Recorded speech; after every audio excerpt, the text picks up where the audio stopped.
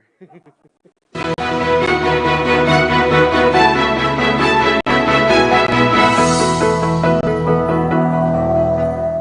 Magandang hapon, Malacañang Press Corps. Narito si Press Secretary Trixie Cruz-Angeles.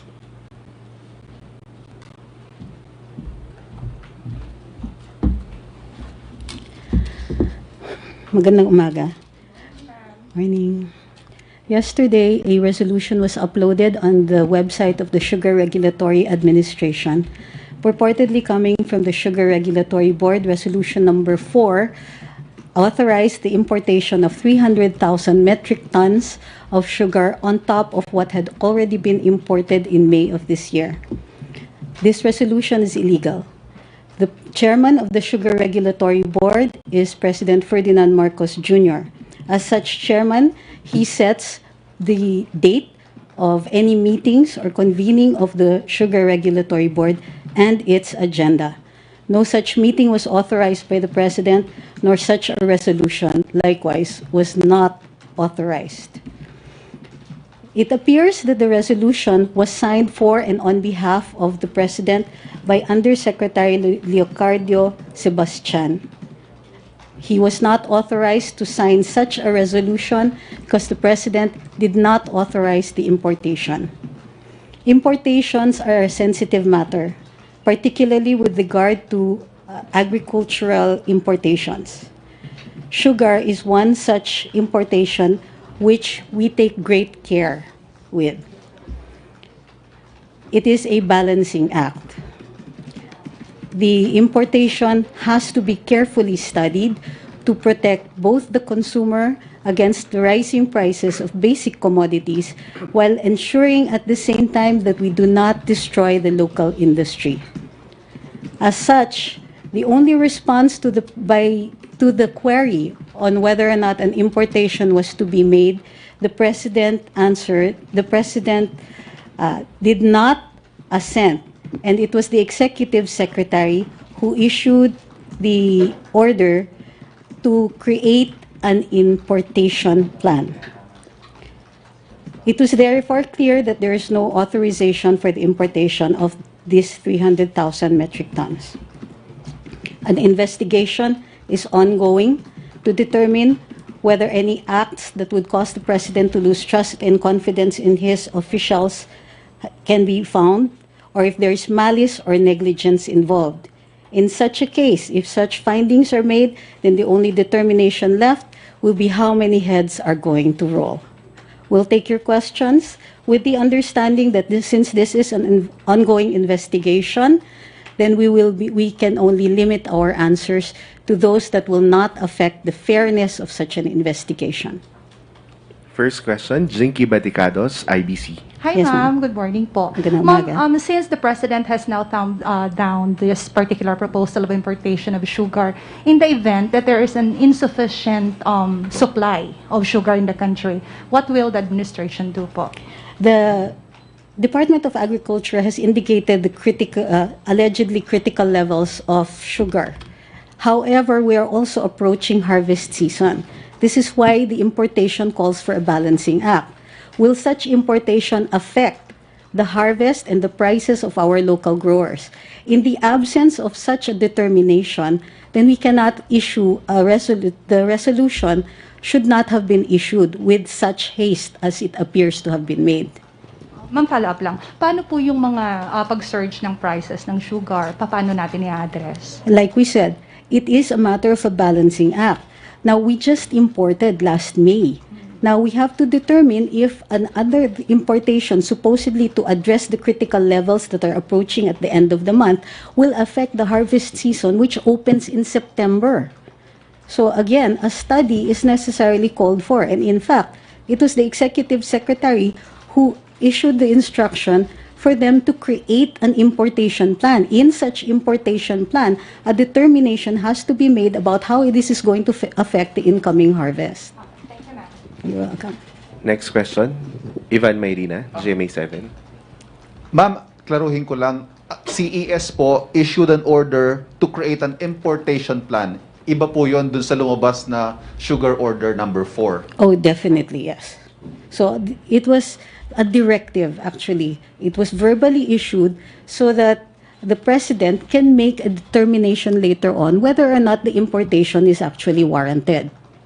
So, would you say posible hong miscommunication ito? No. You don't convene the Sugar Regulatory Board in the absence of the president and in the absence of any such approval on his part. He did not approve the convening. You can only convene the board with the assent, explicit assent of the president, and he did not make such an agreement. So, while the investigation is ongoing, ano po ang status ngayon ng mga official ng Sugar Regulatory Board or Commission? They are under investigation. Pero are they still, officially holding Well, their function? there is no preventive suspension issued as of right now. So, Thank you. Next question. Neil Mercado, Inquirer. If wala na pong questions on sugar, if I can go to another topic. if we can answer it. Okay. Ma'am, how much of a concern is this information to the Marcos administration? I'm sorry, I need to know what the basis of your question is. Because may mga nagsasabi na yung win po ni President Marcos was full of parang maraming disinformation during the campaign that helped boost yung campaign ni President Marcos. So maybe how much of a concern is disinformation to this administration? If any illegal acts have been committed, then the proper venue for that would be the courts. So that's our only reaction here. The freedom of speech is prevalent in this country. It's guaranteed by the Constitution. People can say that. People can talk about it. They can discuss these matters. But no such wrongdoing has been committed. Thank you po. You're welcome. Kat Domingo, ABS. Good morning, ma'am. We understand that yesterday the President held a meeting with the Department of Trade and Industry with regard to fertilizers. Yes. May we know what was discussed in that meeting? Well, as you know, foremost on the President's mind is to protect our agricultural industries, our agriculture. And part of the concerns of our farmers are the prices of fertilizer. So this was among those things that were discussed by the President with the DTI Secretary. Since the DTI was involved, will price caps be implemented over several ingredients of fertilizers or raw materials? We will have to wait for the DTI to make a recommendation on that. Job Manahan, ABS-CBN Online. Good morning po, ma'am. Jabanan po from ABS-CBN. Regarding po dun sa fertilizers pa rin, Yes, sir. may mga bansa po ba na tinitingnan na pagkukunan po ng fertilizer supply since na-mention po before ni President na parang he's planning to write a letter personally to governments regarding this? The President will make an announcement as to the whatever countries when he does write such letters. Okay po. Tapos, regarding naman po ito sa state of calamity declaration nationwide because of the pandemic, ma'am. Former President Rodrigo Duterte's proclamation extending the state of calamity will end na po because of the pandemic in nearly a month or on September 12 this year. May info po ba if President Marcos is keen on extending this? It will depend on the recommendation of the DOH, but we will make the announcement when the time comes. Okay po. Yun naman po. Any other Right now- questions? Kat Domingo, ABS-CBN. Ma'am, yesterday, the Presidential Legal Counsel issued several statements against defeated mayoralty candidate in Quezon City. May we get the palace's comment on that issue? There is no comment. The visit was just a social call. So there is no truth to observations that the former congressman may be appointed as the next MMDA chief next year after the one-year ban. Right now, we have no information on that. As you know, you're right. There is a one-year ban, so there will be no announcement as to who will be appointed, even assuming that it's going to be him. So right now, that's in the realm of speculation. Ma'am, Thank you, on a ma'am. related point You're to that welcome. question, please. Yes, sir. Kasabay po nung pag-call out na yon ni Chief Presidential Legal Counsel ay yung panawagan na, and I quote, mag-ingat tayo that we may be construed as carelessly showing an arrogance of power in our behavior as public persons, especially if we are somewhat identified with the current regime. Does the palace share that sentiment of the Chief Presidential Legal Counsel? The palace has no reaction.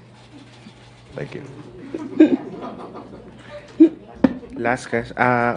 We have two more questions. Left, Narciso. Secretary, nitong mga nakaraang araw po o linggo, marami yung mga anti-illegal drug operations. Sorry, anti-illegal maraming? drug operations po. Okay. Ano na po ang policy ni Pangulong Marcos sa campaign on illegal drugs?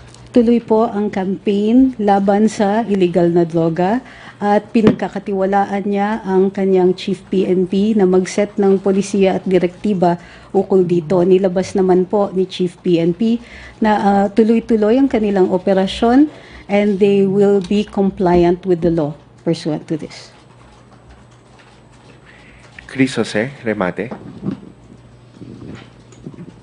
Ma'am, statement lang po sa pagkamatay ni Miss Ligia de Beca Mercado. Issuein po namin mamaya na sa, the President will be issuing his own statement. So let's just wait for that. Thank you, ma'am. Michelle Gilang. Good morning, Secretary Trixie. My question is about yung sugar issue pa rin po. Paano po naging illegal yung importation kung dati naman po siyang ginagawa at may order ang SRA, especially now po na manipis yung supply ng sugar at kaya po mahal yung presyo sa market. Also, kung illegal po yung SRO, paano po i-hold accountable yung mga nakapirma sa order, kagaya po ni SRA Chief Serafica at ni DA Undersecretary Sebastian. May sanction po ba yun? At kung di pala approve at nagpirma sila, parang we can say na bypass po ba ang presidente? Well, in order to issue a resolution, they should have met. The meeting was not authorized. Only the President, as the chairman, can call for such a meeting. Number one. Number two, the resolution was issued in the President's name. It was signed for the President by Undersecretary Sebastian. Such signing was not authorized by the President. His assignment as the alternate of the President is merely to be present in those meetings where the President cannot attend. It is not a delegation of authority to call any meetings or to sign any resolutions in the absence of the President's awareness that such a resolution is to be issued. Thank you po. You're welcome. And last question, Jinky Baticados. Ma'am, sorry, sundutin ko lang po yung sinabi ninyo, ma'am, ngayon. Sorry. On that particular thing po na, that alone, alam nilang illegal, hindi naman to baguhan ng mga nasa SRA. May isang baguhan. Okay. But even if, ma'am, syempre may mga tao po sa paligid nila. So, that alone po ba, hindi siya makukonsider na talagang, since alam natin na illegal yon, hindi ba yun magiging dahilan para, automatic na academic, alis ka dyan kasi naging irresponsible tayo? Kaya, pero naniniwala din ang presidente sa due process. Tignan natin kung ano ang dahilan, kung bakit minadali nila ito, nag-convince sila na walang kaalam-alam ang presidente, and bibigyan sila ng pagkakataon i-explain yung panig nila. Pagka hindi satisfactory yung kanilang mga explanations, then the appropriate penalties will be imposed. Thank you, ma'am. Sec. Sige, one more. One more, Miss Tuesday News. Ay. Easy double B. Hi, ma'am. Pahabol lang, ma'am. Gusto lang naming malaman, ma'am, kung ano po ang status ngayon nitong si Yusek Leocadio Sebastian at saka itong si SRA Administrator, knowing na nagkaroon nga ng ganitong parang glitches dito sa ginawa nilang resolution. And kailan po kaya yung balak ni Presidente na kausapin sila o harapin sila? Ang status nila, lahat po ng pumirma ay under investigation. Iintayin po natin today if a determination can be made na ma-issuean sila ng preventive suspension order habang tumutuloy yung investigasyon. Pero kung mabilis lang yung investigasyon, makakakita tayo ng mga replacements very soon. Okay, thank you, ma'am. Okay. Last. Last question, Michelle Gilang. Last. Follow-up lang po. Sige po. May photos po, ma'am, na na-upload sa Office of the President na social media page. Tama po ba na ang kasama po ni President Marcos kagabi ay si Undersecretary Leocadio Sebastian? Photos. Iniisip ko kung ano kung If you can see. Office of the President na page. Hindi ko. Yes. And in fact, there was an opportunity for him to answer, albeit informally. So with an investigation, he has to formally answer. So there was a possibility po na natakal po yung order na, yung recent order. Yes. But primarily, it was with the Executive Secretary. So like we said, the President was unaware of it. In fact, in-upload nang wala tayong kaalam-alam. Do we have an info po sa naging discussion ni President Marcos at Undersecretary Sebastian? None at the moment. Thank you po.